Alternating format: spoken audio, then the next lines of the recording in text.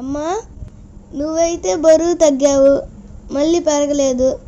కానీ మా ఫ్రెండ్ వాళ్ళ అమ్మ మాత్రం బరువు తగ్గి మళ్ళీ పెరిగారు. ఎందుకు? అది చాలామందికి కామన్ బాబు. కారణం సింపుల్. ఆమె డైట్ చేసింది కానీ లైఫ్ స్టైల్ మార్చలేదు. డైట్ అంటే తాత్కాలికంగా తినడం తగ్గించడం, లైఫ్ స్టైల్ అంటే మన హ్యాబిట్స్ని మార్చడం. చాలామంది వెయిట్ తగ్గిన తర్వాత మళ్ళీ పాత అలవాట్లకి వెళ్తారు. అందుకే వచ్చిన రిజల్ట్ కూడా మళ్ళీ పోతుంది.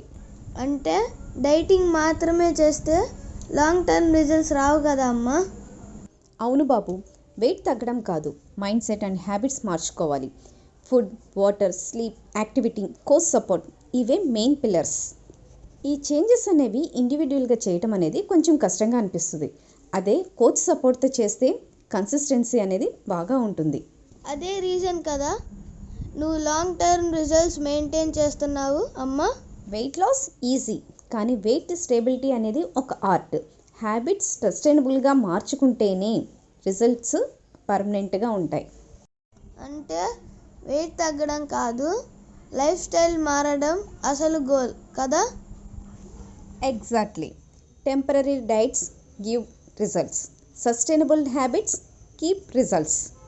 మార్పు కావాలి అంటే డైట్ కాదు, లైఫ్ స్టైల్ మార్చుకోవాలి.